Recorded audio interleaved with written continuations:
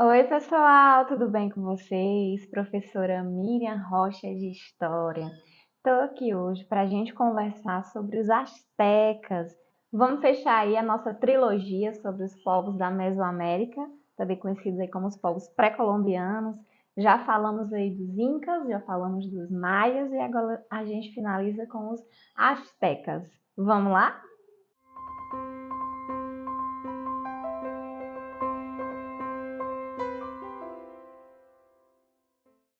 Vamos começar de localização. Onde é que ficava esse império que se formou aí tão grandioso na região da Mesoamérica? O Império Azteca. O Império Azteca, gente, é aquele que formou o nosso querido povo mexicano. Ficava ali, portanto, na região do atual México, né? A capital era a cidade de Tenochtitlan, que hoje é a cidade do México. Vejam aí as imagens da antiga Tenochtitlan, com alguns vestígios aí que restaram desse império, e a moderna cidade do México, lá no país México. E aí eles têm um mito fundador super interessante, de que os astecas eles sairiam caminhando, caminhando e chegariam a um local que seria indicado aí pelos deuses, e lá seria o local perfeito tanto para adorar aos deuses como para fundar aí talvez um possível império. E esse lugar eles encontrariam uma águia em cima de um cacto, comendo uma serpente. Olha que específico, né?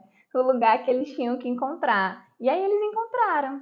E hoje em dia, inclusive, a bandeira do México, ela tem essa imagem da águia em cima de um cacto e comendo uma serpente.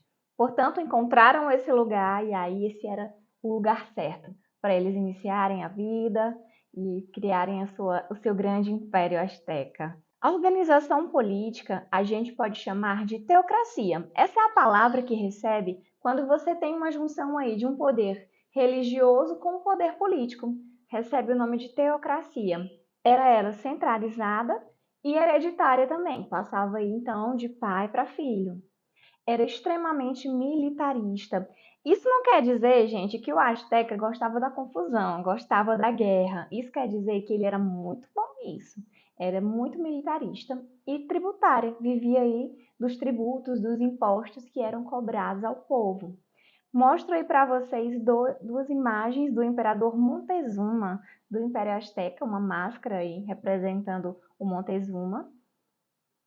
Sobre a sociedade, ela era hierarquizada, então a gente tem ali sempre, né, no topo da sociedade, o rei, o imperador, o monarca absoluto ali, logo abaixo os sacerdotes, os altos funcionários, e aí no topo ali embaixo a gente tem aí os guerreiros, os camponeses que executavam os trabalhos na agricultura. E a gente tem uma curiosidade: as roupas no Império Azteca, elas indicavam a posição social da pessoa. Vejam aí a imagem que vai desde o governante azteca até o camponês, que era também um agricultor, ou então outros trabalhadores mais humildes, né?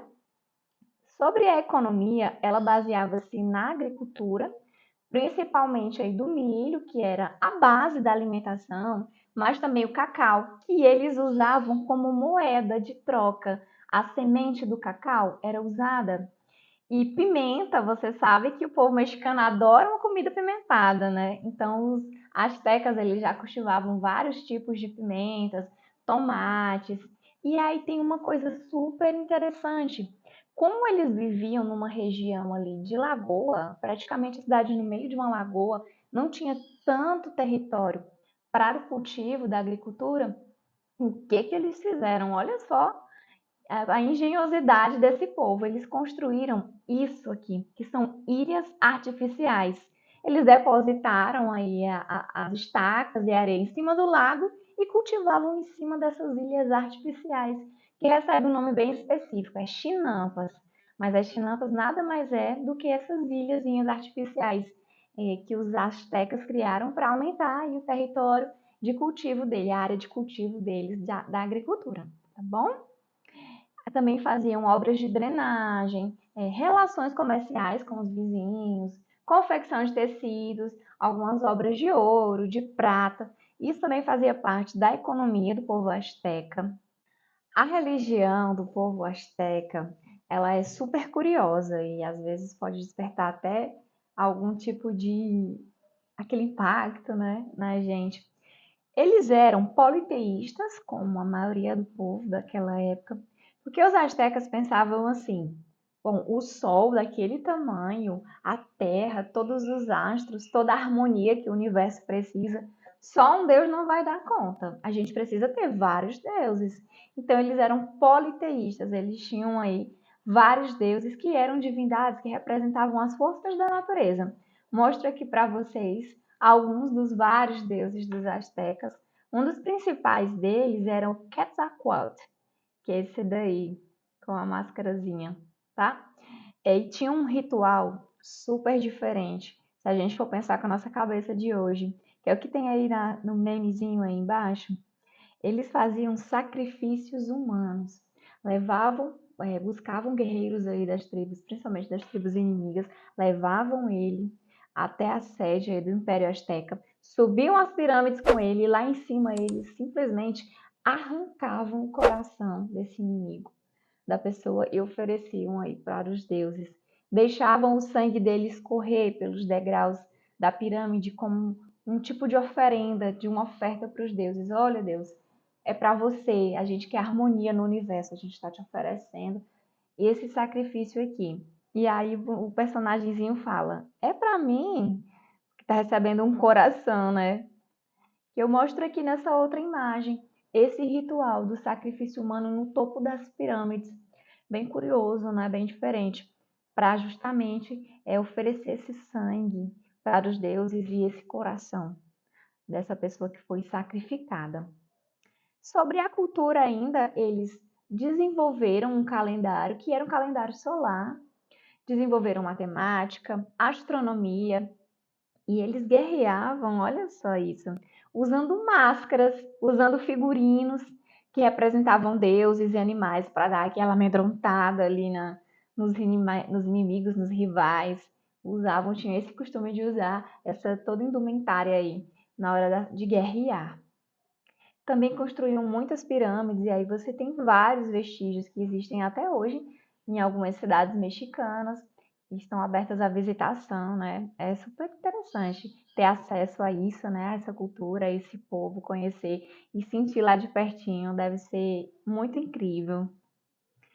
Tem um filme que é super legal, além do filme ser super divertido, ele tem aí um fundo da história do povo asteca, mostra aí do conquistador Hernán Cortés, que é o filme O Caminho para Eldorado, com esses dois personagens que são uma figura. Vocês vão se divertir muito. Eu recomendo esse filme para vocês.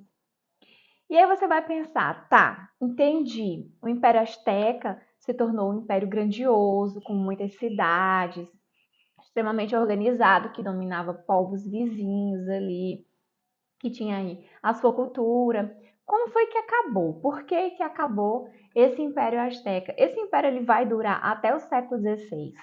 Com a chegada aí dos espanhóis na América e essa colonização, o comandante aí, o Hernán Cortés, ele vai dominar o povo asteca com a ajuda do povo que era dominado pelos astecas, né, que vai se unir aí aos espanhóis, e também por causa de doenças que foram trazidas, por causa do imaginário asteca, que no início achava que eles eram deuses, que achava que o cavalo era imortal, era tudo muito diferente para eles. E eles foram dominados, sim, pelos espanhóis comandados pelo Hernán Cortés. Tem aqui uma charge do Pica-Pau que é super legal e aí explica pra gente, de maneira tão simples, como é que se deu essa dominação. O Pica-Pau fala aí com o outro personagem aí quando você é um dos povos dominados pelos astecas e faz um trato com os espanhóis para acabar com eles. Obrigado, amigo, você é um amigo.